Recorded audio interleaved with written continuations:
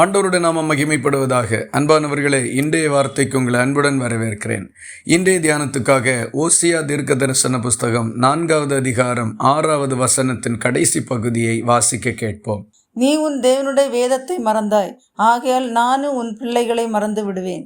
நம்முடைய வாழ்க்கையில் நாம் சந்திக்கக்கூடிய சறுக்கல்களும் தோல்விகளும் எல்லாம் பிசாசினாலோ வேறு மனுஷர்களாலோ எல்லா நேரங்களிலும் உண்டாக்கப்படுகிறதில்லை.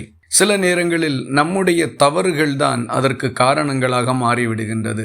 நம்முடைய பிரச்சனைகள் ஒரு மனுஷனிடத்திலிருந்து வருகிறதாக நமக்கு தோற்றமளிக்கலாம், ஆனால் நம்முடைய தவறுகளே அதற்கு காரணங்களாய் இருந்திருக்கின்றது. இந்த வசனத்தை கவனித்து பாருங்கள். நீ உன் தேவனுடைய வேதத்தை மறந்தாய், ஆகையால் நானும் உன் பிள்ளைகளை மறந்து விடுவேன். நாம் கை கொண்டு நடக்க வேண்டிய கட்டளைகளையும் பிரமாணங்களையும் பரிசுத்த வேதாகமத்தில் தேவன் எழுதி கொடுத்திருக்கின்றார். அவைகளின்படி நாம் நடக்கும்போது அதன் ஆசீர்வாத பலன்களையும் நன்மைகளையும் நாமும் நம்முடைய பின் சந்ததியினரும் பெற்றுக்கொள்ளுவோம்.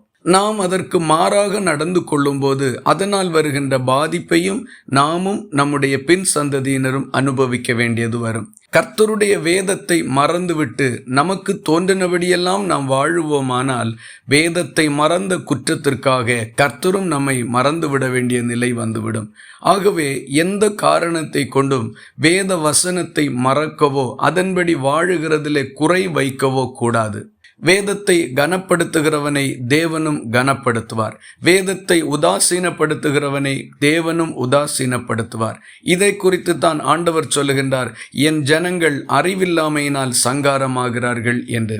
எதை செய்ய வேண்டும் எதை செய்யக்கூடாது என்கிற அறிவு ஜனங்களுக்கு இல்லாமல் போனதுதான் அவர்களுடைய வேதனைகள் எல்லாவற்றிற்கும் காரணமாயிருக்கின்றது.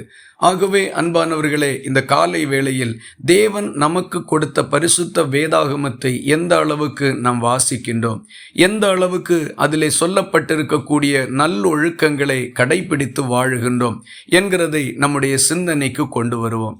நாம் கர்த்தருடைய பிரமாணங்களின்படி நடக்கிறதற்கு தீர்மானம் பண்ணுவோம். நம்முடைய பிள்ளைகளையும் அதன்படி நடத்துகிறதற்கு நல்ல உறுதிமொழி எடுப்போம். அப்பொழுது நாமும் நம்முடைய பிள்ளைகளும் தேவனுக்கு முன்பாக இருப்போம். அவர் நம்மை நினைத்தருளுவார், நம்மை ஆசீர்வதிப்பார். இந்த வார்த்தைகள் இந்த நாள் முழுவதும் உங்களுக்கு ஒரு ஆசீர்வாதமாய் இருப்பதாக. ஜெபிக்கலாமா?